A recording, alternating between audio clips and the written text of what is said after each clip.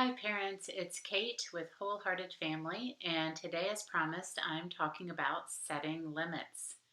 This is something that every single parent and household has to deal with, and I'm going to be sharing the hand in hand way of setting limits, which really, when practiced and used in the day in, day out life of your family, can really transform the way things feel and the way things happen in your household.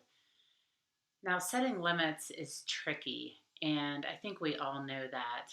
And we often swing between two ways of doing it. We either just come down really hard and fast and say, no, you can't do that, or we take a device away from someone, or we punish, we scold, we lecture, and that is done with little regard for what's going on with the child.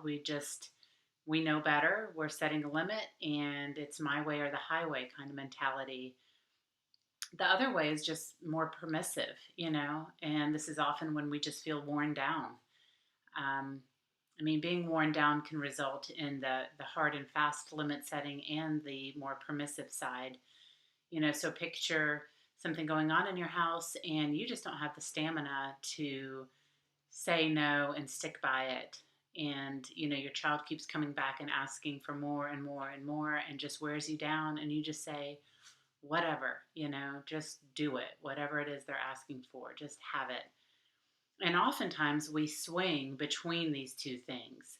We come down quick and fast and say no. And then when the child whines or begs or, continues to exhibit some kind of behavior that requires a limit, we slip into the permissive side and we just ignore it and just let things slide. Now, I'm hearing from a lot of parents that screen time is something that is feeling a bit out of control in their homes. And so, this way of setting limits can certainly be applied to screen time. Really, I need to do several videos, and I will plan on doing that because there's so much with different ages and different limits that need to be set. Some limits are just simple, like, yes, you need to brush your teeth, before you go to bed.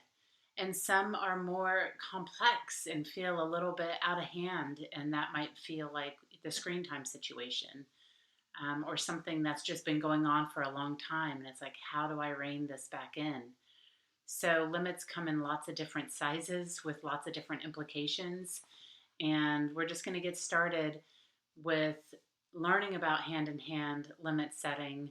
And in order to do that, we really have to step back and view all of this through a new lens. It's really unfortunate that most of us have kids and have never been taught how to do this. And it was really transformative for me, as somebody who would go between those two extremes that I just mentioned of, being permissive and then also coming down quick and fast on things. And to step back and really understand how to do this in a new way, we have to remind ourselves or learn for the first time, maybe, that kids come to us built for connection. That's why they're here. Like, they come to us from those first moments to be held and to be seen and heard and embraced and looked after. They are built to be in a tight, close knit relationship with us. And connection is just paramount in their lives. It's as important as feeding them and getting them their milk. And it's as important as the air they breathe. It's that vital. And so when we can hold that in the front of our mind, okay, connection is where it's at. They need it. And when they don't have it, things go off track very quickly. Now, I will add to this that connection is also very fragile. It breaks easily and regularly. We have from the simplest things of you're changing your baby's diaper and you have to step away to wash your hands and your baby can't see you.